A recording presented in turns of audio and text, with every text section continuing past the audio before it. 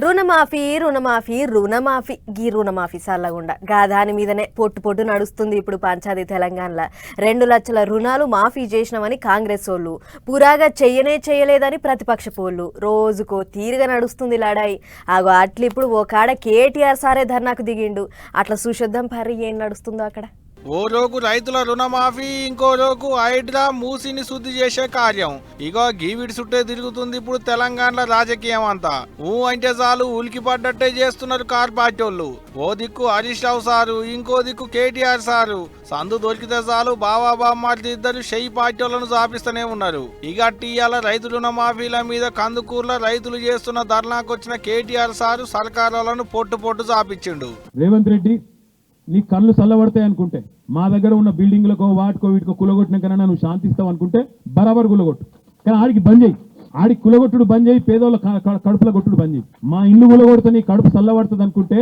మా కులగొట్టు, ఆడికి ఆపేయి. పేదవాళ్ళకి మాత్రం కులగొట్టుడు దయచేసి ముట్టుకోకు. దొరను కొట్టలేక దొర తొత్తునెత్తిన బండ పెట్టినట్టే చేస్తున్నారు షెయి పార్టీ వాళ్ళు. మా మీద ఉన్న కోపాన్ని పేద పబ్లిక్ మీద చూపెట్టుడు కాదు, నీకు కావాల్సింది ఇండ్లు కూలగొట్టుడే అయితే మా ఇండ్లు కూలగొట్టు, అంతేగాని పబ్లిక్ ఇండ్లను ఇడిచిపెట్టు అన్నట్టే మాట్లాడుకొచ్చిండు. ఇది ఒక్కటే కాదు ఇంకా ఇంకేమన్నాడో ఇనోలే. మాట్లాడితే మూసి అంటాడు లేదా హైడ్రా. చేయాల్సింది మూసి సుందరీకరణ కాదు, మూసి గబ్బంతా ముఖ్యమంత్రి నోట్లే వాళ్ళ మంత్రుల నోట్లోనే ఉన్నది. మొదలై వాళ్ళ నెత్తుల నిండా గబ్బున్నది.